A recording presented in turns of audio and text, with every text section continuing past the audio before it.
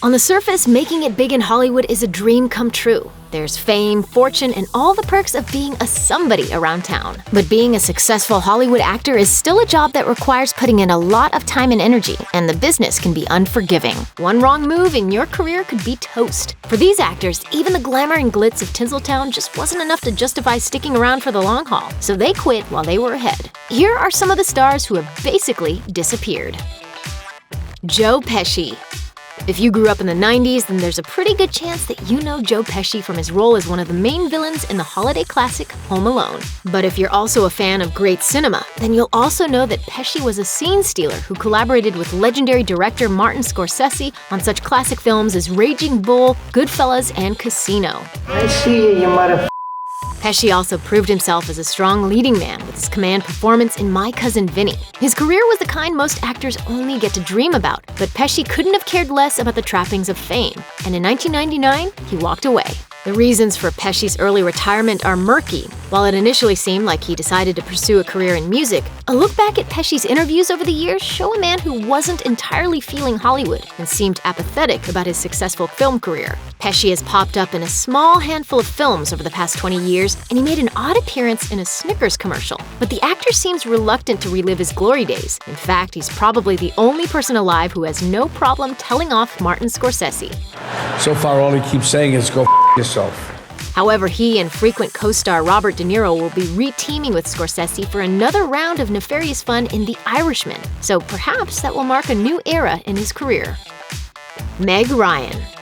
She became America's sweetheart and the queen of romantic comedies with such hits as When Harry Met Sally, Sleepless in Seattle, and You've Got Mail. She also proved her dramatic mettle in films like Courage Under Fire and the smoldering hit City of Angels. But at the turn of the millennium, Ryan became the focus of intense tabloid scrutiny when reports began surfacing that she was having an affair with her Proof of Life co-star Russell Crowe. While Ryan continued to work sporadically in Hollywood, her roles were never the same after the gossip. And even so, she waited 8 years to address the scandal in a 2008 interview with InStyle. According to Ryan, the affair definitely happened, and even though it affected her public image, she described it as liberating after years of allegedly being cheated on by her husband at the time, Dennis Quaid. With her side of the story finally out there, Ryan attempted to bounce back with The Women, a film about a cheated-on spouse, but audiences and critics were lukewarm on the project. Since then, Ryan has mostly ditched Hollywood for New York, where she's focused on her children and navigating the pitfalls of love with rocker John Mellencamp. However, she has appeared in a few scattered small-screen features since then, and she may be staging a comeback soon with a new comedy series on the rise, so stay tuned.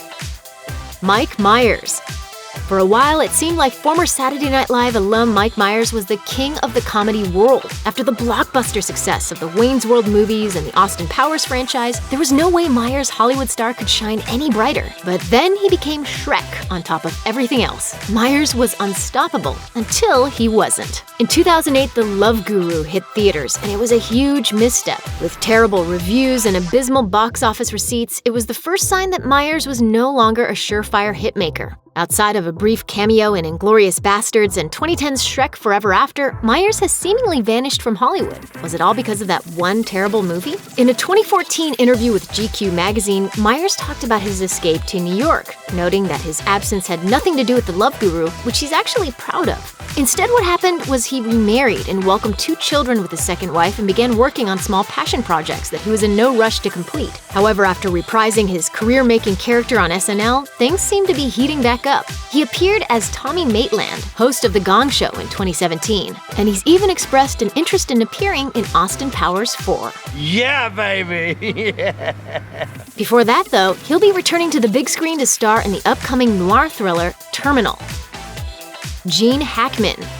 Thanks to a career stretching all the way back to the 60s, Gene Hackman has starred in at least 79 movies, including Bonnie and Clyde, The French Connection, Hoosiers, Unforgiven, Crimson Tide, and a slew of others that have stood the test of time. Plus, who can forget Hackman's iconic role as Lex Luthor, matching wits with Christopher Reeve's Superman. In 2001, Hackman gave one of his most beloved performances of all time in The Royal Tenenbaums. So it came as a complete surprise when Hackman starred in a 2004 lackluster comedy, Welcome to Mooseport, and chose that to be his final film. While Hackman never officially announced his retirement, he confirmed he was done with acting in a 2008 interview with Reuters. However, this fan favorite is not finished with the creative world yet, as the former actor is doing a formidable job trying to hack it as a writer. No pun intended. Rick Moranis. After making a name for himself on SCTV, Canada's answer to Saturday Night Live, Rick Moranis became a staple of 80s comedy classics, starting with a small little movie called Ghostbusters. After that, Moranis had starring roles in Little Shop of Horrors, Spaceballs, and the Disney franchise Honey, I Shrunk the Kids. Moranis also continued to steadily work in the 90s, which included landing the plum role of Barney Rubble in the 1994 live-action remake of The Flintstones. And it seemed like this guy was going to be a Hollywood mainstay for years to come, until he was gone. By 2015, Moranis had virtually vanished from Hollywood for nearly 18 years, but when word got out that he wouldn't reprise his role as Louis Tully in the 2016 Ghostbusters reboot, he granted a rare interview to The Hollywood Reporter to explain where he'd been. As it turns out, in 1997, Moranis' wife, Anne, died of breast cancer. While he originally planned to take a small break, Moranis ultimately devoted himself to raising his 2 young children, and the actor couldn't be happier with the decision. He explained, "I was working with really interesting people, wonderful people. I went from that to being at home with a couple of little kids, which is a very different lifestyle, but it was important to me. I have absolutely no regrets whatsoever. My life is wonderful." Apart from a couple of voiceover roles in kids' movies along the way, Moranis' hiatus appears to be permanent. Bridget Fonda.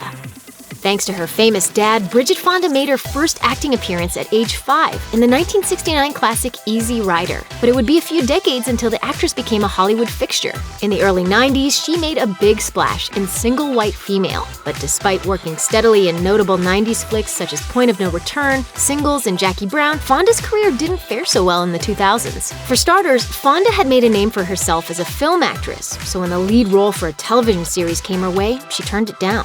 The show ended up being the smash hit Ally McBeal, which rocketed Callista Flockhart to fame. Fonda starred in the 2001 box office bomb Monkey Bone, and a year later, she quit acting altogether after starring in the forgettable Hallmark Channel movie Snow Queen. But Fonda had a good reason to walk away from Hollywood after a solid body of work. She started a family with husband and famous film composer Danny Elfman, and she hasn't looked back. Sean Connery. While Sean Connery rose to fame during the 60s as the first James Bond, the prolific Scottish actor continued to be a formidable box office presence through much of the 80s and 90s, thanks to roles in Highlander, The Untouchables, The Hunt for Red October, and The Rock. Being Indiana Jones' dad probably didn't hurt his continued fame either. By the early 2000s, Connery was still white hot after the success of Entrapment. But behind the scenes, a series of mistakes would lead him to walk away from Hollywood. While it's known that Connery retired after filming the disastrous The League of Extraordinary Gentlemen, it wasn't revealed until years later why he starred in a movie he hated so much that he literally got into a fistfight with the director. According to Entertainment Weekly, Connery had turned down roles in both Lord of the Rings and The Matrix, both of which came with sweet back-end deals that would have made him a fortune. When League came around, Connery thought he had this one figured out, saying, "I got offered The Lord of the Rings and I turned it down because I didn't understand it. I was offered The Matrix twice, and I turned it down because I didn't understand it. I don't understand this movie, but I'll be damned if I'm going to turn it down." Obviously, that didn't go as planned, but hey, at least Connery doesn't have to make these kind of decisions in retirement. Thanks for watching. Click the Nikki Swift icon to subscribe to our YouTube channel. Plus, check out all this cool stuff we know you'll love too.